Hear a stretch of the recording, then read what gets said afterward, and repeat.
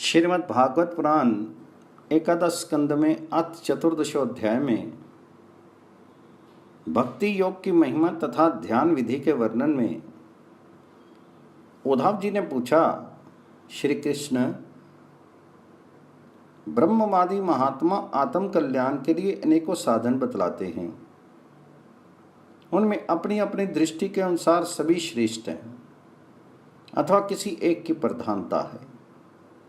मेरे स्वामी, आपने तो अभी अभी भक्ति योग को ही निरपेक्ष एवं स्वतंत्र साधन बतलाया है, क्योंकि इसी से सब ओर से आसक्ति छोड़कर मन आप में ही तन्मय हो जाता है। तब भगवान श्री कृष्ण ने कहा, प्रिय उद्धव, ये वेदवाणी समय के फेर से परले के अवसर पर लुप्त हो गई थी। फिर जब सृष्टि का समय आया तब मैंने अपने संकल्प से ही इसे ब्रह्मा जी को उपदेश किया। इससे मेरे भागवत धर्म का ही वर्णन है। ब्रह्मा जी ने अपने ज्येष्ठ पुत्र संभव मनु को उपदेश किया और उनसे भृगु, अंगरा, मरीचि, पुलय, अत्रि, पुलस और क्रतु इन 7 प्रजापति महर्षियों ने ग्रहण किया। तदंतर इन ब्रह्म ऋषियों की संतान देवता, दानव, गुहक, मनुष्य, सिद्ध, गंधर्व, विद्याधर, चारण, किन्नदेव, किन्नर, नाग, राक्षस और किम पुरुष आदि ने इसे अपने पूर्वज इन्हीं ब्रह्म ऋषियों से प्राप्त किया। सभी जातियों और व्यक्तियों के स्वभाव, उनकी वासनाएं सत्य, रज और तमोगुण के कारण भिन्न भिन्न हैं। इसलिए उनमें और उनकी बुद्धि वृत्तियों में भी अनेकों भेद हैं। इसलिए वे सभी अपनी अपनी प्रकृति के अनुसार उस वेदवाणी का भिन्न भिन्न अर्थ ग्रहण करते हैं। वह वाणी ही ऐसी अलौकिक है कि उससे विभिन्न अर्थ निकलना स्वाभाविक ही है। इसी प्रकार स्वभाव भेद तथा परंपरागत उपदेश के भेद से मनुष्यों की बुद्धि में भिन्नता आ जाती है और कुछ लोग तो बिना किसी विचार के वेद विरुद्ध पाखंड मत अवलंबी हो जाते हैं। प्रिय उद्धव, सभी की बुद्धि मेरी माया से मोहित हो रही है। इसी से वे अपने अपने कर्म संस्कार और अपनी अपनी रुचि के अनुसार आत्म कल्याण के साधन भी एक नहीं अनेकों बतलाते हैं। पूर्व मीमांसक धर्म को, साहित्य आचार्य यश को, काम शास्त्री काम को, योगवेता सत्य और शम दम आदि को, दंड नीतिकार ऐश्वर्य को, त्यागी त्याग को और लोकायतिक भोग को ही मनुष्य जीवन का स्वार्थ परम लाभ बतलाते हैं। कर्मयोगी लोग यज्ञ, तप, दान, व्रत तथा यम नियम आदि को पुरुषार्थ बतलाते हैं। परंतु ये सभी कर्म हैं, इनके फलस्वरूप जो लोक मिलते हैं वे उत्पत्ति और नाश वाले हैं। कर्मों का फल समाप्त हो जाने पर उनसे दुख ही मिलता है और सच पूछो तो उनकी अंतिम गति घोर अज्ञान ही है। उनसे जो सुख मिलता है वह तुच्छ है, नगण्य है और वे लोग भोग के समय भी असूया आदि दोषों के कारण शोक से परिपूर्ण हैं। इसलिए इन विभिन्न साधनों के फेर में नहीं पड़ना चाहिए। प्रिय उद्धव, जो सब ओर से निरपेक्ष बेपरवाह हो गया है, किसी भी कर्म या फल आदि की आवश्यकता नहीं रखता और अपने अंतःकरण को सब प्रकार से मुझे ही समर्पित कर चुका है, परम अनंत स्वरूप मैं उसकी आत्मा के रूप में स्फुरित होने लगता हूँ। इससे वह जिस सुख का अनुभव करता है वह विषय लोलुप प्राणियों को किसी प्रकार मिल नहीं सकता।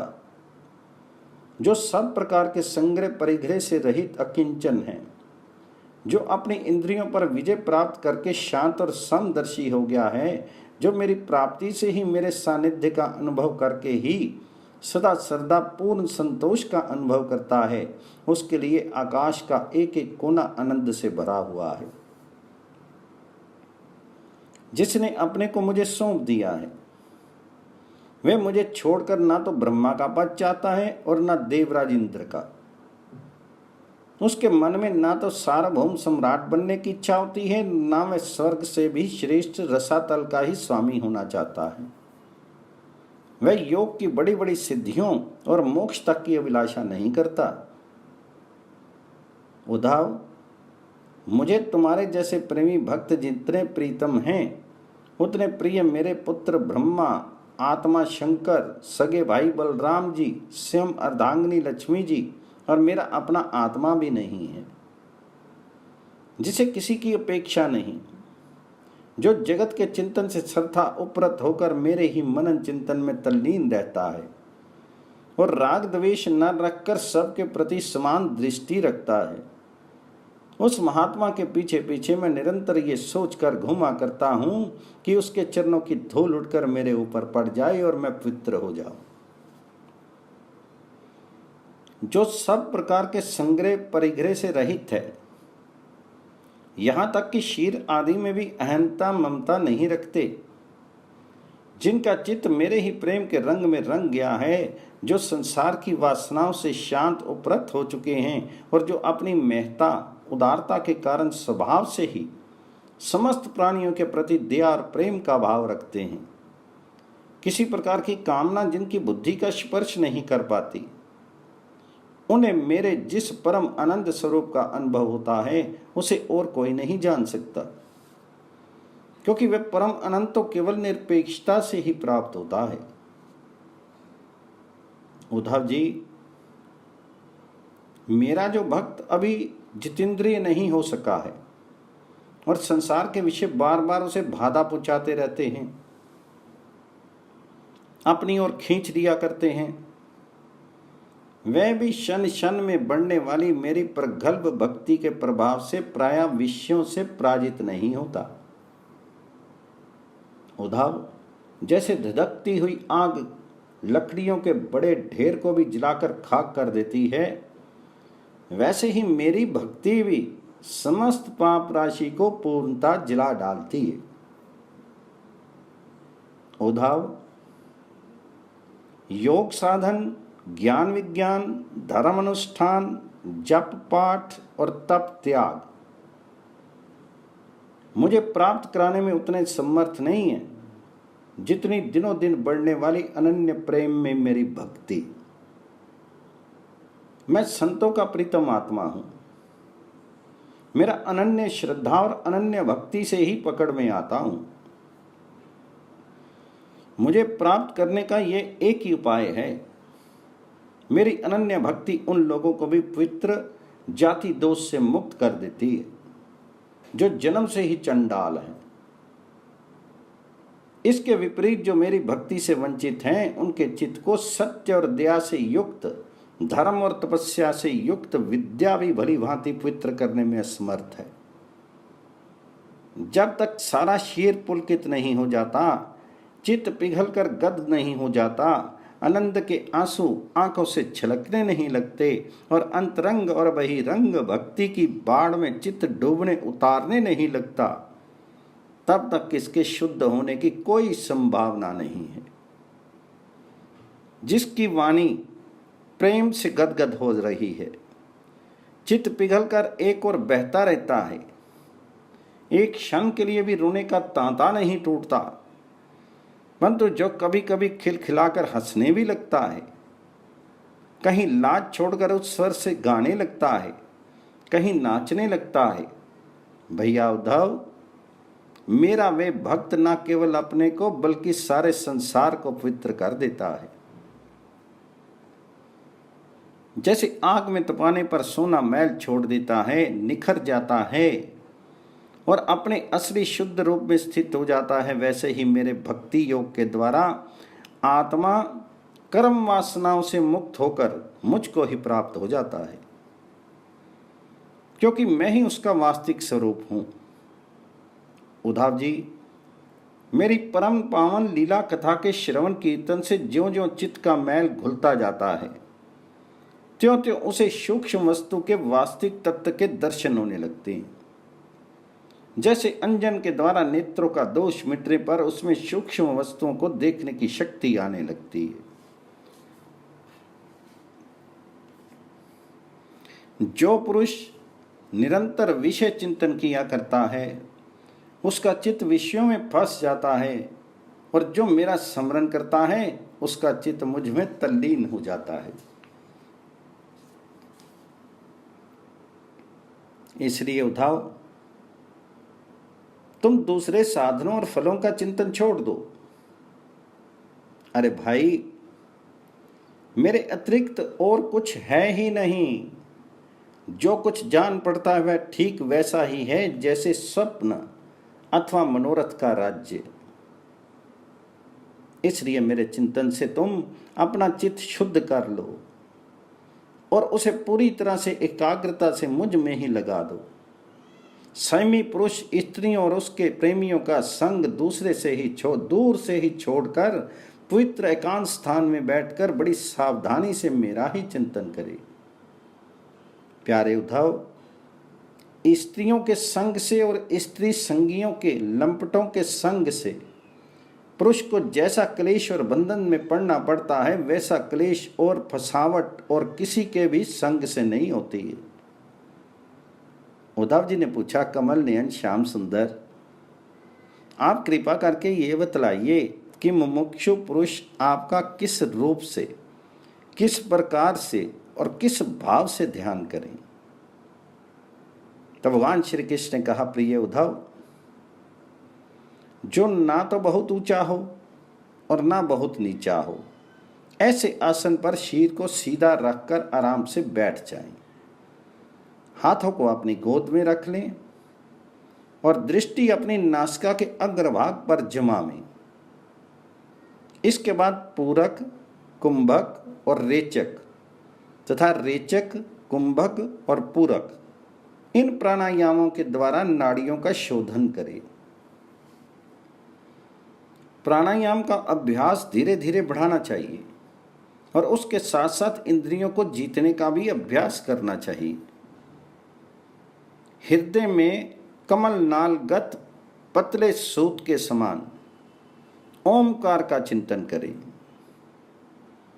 प्राण के द्वारा उसे ऊपर ले जाएं, उसमें घंटानाद के समान स्वर स्थिर करें, उस स्वर का तांता टूटने ना पावे। इस प्रकार प्रतिदिन 3 समय 10-10 बार ओमकार सहित प्राणायाम का अभ्यास करें। ऐसा करने से 1 महीने के अंदर ही प्राणवायु वश में हो जाता है। इसके बाद ऐसा चिंतन करें कि हृदय एक कमल है, वह शीर के भीतर इस प्रकार स्थित है मानो उसकी डंडी तो ऊपर की ओर है और मुंह नीचे की ओर। अब ध्यान करना चाहिए कि उसका मुख ऊपर की ओर होकर खिल गया है, उसके 8 दल पंखड़ियां हैं और उसके बीचों बीच पीली पीली अत्यंत सुकुमार कर्णिका गद्दी है।